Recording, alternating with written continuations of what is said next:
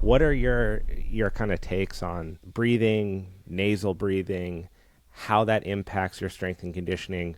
What protocols, if any, you're currently using, or kind of why you gravitated towards some of the incredible information that Patrick and Oxygen Advantage have been putting out?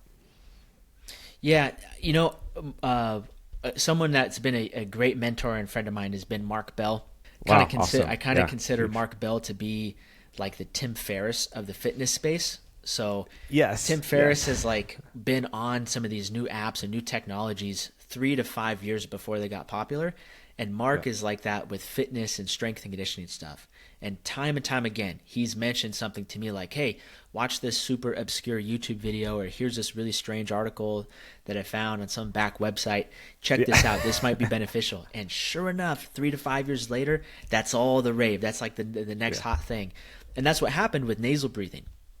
Him and I were training together in the gym when I was in college, and he would put tape on his mouth and he would just do some GPP work. For Yep. those who are unaware, GPP stands for General Physical Preparedness. Maybe we can get into that a little bit later. But it's stuff like dragging a sled, maybe like picking up a sandbag, walking around with it, doing some really light like banded Yep. face pulls, banded leg curls, stuff like that. So it's not super heavy. It's also not that intense. It's not like a bodybuilding workout. And so he was doing some of that in the gym, and I saw he was super quiet that day, and I saw he had tape on his mouth. And so later, when he took the tape off, I asked him like, "Hey, like what's going on?" And he was telling me about nasal breathing and Patrick McEwen in this book called The Oxygen Advantage. And so I read The Oxygen Advantage. It's an amazing book. Essentially, Yes. what a lot of that book tackles is the importance of making nasal breathing, breathing in and out of your nose, your default form of breathing. When you're breathing in and out of your nose, it's going to be more efficient than if you took a really deep breath through your mouth. It's also going to help improve the deliverability of oxygen to your muscles by allowing you to just not only breathe more efficiently, but also prolong the period of time that you hit your blood lactate threshold. So, your blood lactate threshold, you can almost think of it as like RPMs in a car. If you're below your blood lactate threshold, you're doing good. You may like feel like you're working, you're rolling hard at jujitsu, but you haven't like gassed out. If you get closer and closer and eventually kind of hit that blood lactate threshold, that's when you're going to redline and feel like you completely gassed out. And focusing on nasal breathing can help prolong the period of time that you're going to hit that red line. And so Mark told me about nasal breathing. I read the book, and so I just started mixing it into all of my conditioning for Same, dude. jujitsu. And I just started rolling as much as possible with my mouth shut. So I would just, Yep. as much as I possibly could, just focus on breathing in and out of my nose. And I saw drastic improvements in my conditioning, and just I mean, I didn't get a VO2 max test done before and after, so I can't officially say like, hey, this will improve your VO2 max or improve these Right. specific conditioning markers. I didn't do before and after testing, but really just based off how I feel, I can confidently say like that improved my conditioning faster and better than almost anything else I've done in the past. So one thing I'll do for myself and then with a lot of athletes is I'll have them do a series of conditioning tests, and I'll just give them the coaching cue of, hey, I want you to go as fast and as hard as you can, but I want you to nasal breathe the entire time. If at any point you start to feel like you have to breathe out through your mouth or breathe in and out through your mouth, I want you to slow down and get back to nasal breathing. So, one sample test that I'll have some athletes do when I first start working with them is to get on a Concept 2 rower and row Yep. 500 meters and just row as fast as you can, but breathe in and out of your nose. And then we kind of take those times and then we'll use those as metrics for, okay, if we can improve how quickly you can row 500 meters, recover on a 1-to-1 work to rest ratio. So, for example, if it takes you 2 minutes to nasal breathe and row 500 meters, you'll rest 2 minutes and we'll repeat that 3 times. And then Yep. we'll implement some other conditioning strategies throughout the training camp. And then when we retest, we want to make sure that those average 500-meter times gradually start to decrease. And some of that stuff can be due to like, okay, they're getting more efficient in their rowing stroke and their rowing form, and that'll happen. But the other big cue that I give them is, hey, when you're doing your drilling and technique work at jiu-jitsu, just try to focus on nasal breathing the entire time. And when you start rolling, it's going to be tough, but try to nasal breathe as much as possible, or at least be conscious of it. There are going to be things that you do on the mat where you do have to be explosive or you do have to scramble, and nasal breathing may not be the best form of breathing while you're trying to scramble to someone's back. You may actually have to exhale out of your mouth, and that's okay. But once you settle into a position, try to get back to nasal breathing as quickly as you can, because that's going to drastically help improve your ability to not hit your blood lactate threshold or not gas out as quickly. Yeah, I think the nasal breathing stuff has been incredible. I read that. I know that you would love this book, Breathe, by James Nestor. He's I'll check it out. Scientist, yeah, a journalist. You would love it. But when I first came across it, I just said, "There's no way you can do that." I was like, "You can't run and breathe through your nose."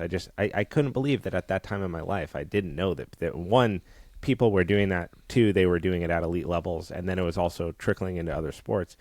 And I was like, wait, what? So I actually started, this was in the pandemic, I put a weight vest on and I would just walk around my neighborhood one lap. And the first time that I did that, it was hard. Like, it was such a shift for me. My nose, had been so underused, my nasal passageway for years. It was all congested. I had issues. It was very hard. And over a 3-year period, I've gotten to a place where I do my best regulator of intensity in Jiu Jitsu is taping my mouth shut. It forces me into a submaximal level. And I utilized this recently because I had a neck injury and I was getting out of PT. So I was finishing up like week 6, 7 of PT and reintegrating into sport. And I needed a way to make sure that even when I was like feeling good and ready to go, I wasn't letting myself go outside of that safe threshold. And so I would tape my mouth shut in jiu-jitsu. And it forces you to stay at a level that's below a specific exertion. It also takes communication with your training partner, saying, hey, I'm coming back from an injury. I'm trying not to be at an 11 out of 10. I'm not going to be able to talk to you while we do this. So it's kind of a weird conversation. But I was blown away at how effective it was at stopping me from gassing, keeping me calm, making me be able to see things a lot more clearly. And I'd love to talk about running because of your recent post. But I've integrated, over those years into my run training too. And again, it helps me regulate pace very well. Much That's better awesome. than looking at my watch periodically and trying to decide how fast I'm running. So it is such a powerful tool. And then I'm sure you've gotten into breath holding and stuff like that, that's fascinating too. I was talking with Phil Daru about it, and he said they had one guy, they were doing breath hold pace walks, right? Like, Yep. Close your mouth, hold your breath, and then do 15 paces, inhale, exhale, 15 paces. And he had this one guy who got up to doing like 80 paces or something, and they had to stop it. They're like, okay, dude, you're good. We're at the threshold. You do not need to continue. You're just gonna like pass out eventually. That's amazing. How else do you use nasal breathing in your strength and conditioning as well? Occasionally, depends on what I'm doing.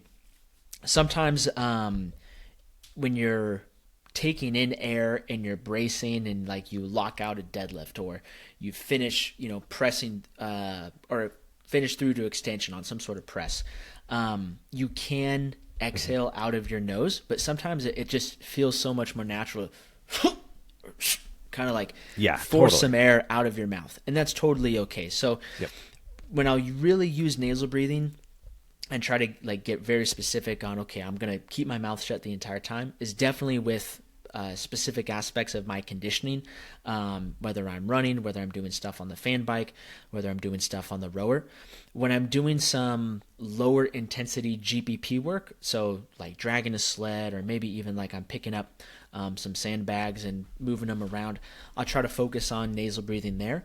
But other than that, a lot of it is just kind of like auto-regulated. Whatever way to breathe feels best. And kind of to circle back to the start of our conversation, it's important that athletes really do get intentional about feeling everything that they're doing. And I think a great example would be, when I was coaching athletes in person all the time, they'd come up and say like, Coach, what weight should I use? And I would just look at it and be like, I honestly have no idea. Like, you're going to have to tell me what weight feels best for this. This is the intention of this exercise. Right. So play around and find what weight for you best matches the intention of this exercise. And once they kind of get some more experience and it's like, hey, okay, I'm going to be doing a dumbbell bench press and the goal is to build muscle or like stimulate muscle growth with this workout. So it needs to be heavy enough to where like I'm struggling, but not so heavy that I start rushing through it and start being too explosive in this. Okay, this is a good weight to meet that intention. I think with breathing, the same approach can be taken. So if you're doing kettlebell swings, it's really fast and it's really explosive. It will probably be more appropriate to inhale and forcefully exhale out of your mouth. That's totally fine. If you're going for like 20 minutes on the fan bike at around like 7 out of 10 intensity, you don't need to be breathing in and out of your mouth. You can just breathe through your nose. Now, what is interesting though about this is that I know people listening are probably going to ask this question. Anybody that does combat sports, there are so many people that have deviated septums and have issues breathing in and out of their nose. And if that's the case, you got to check out Patrick McEwen's book. He has some good stuff in there on what to do if you have a deviated septum.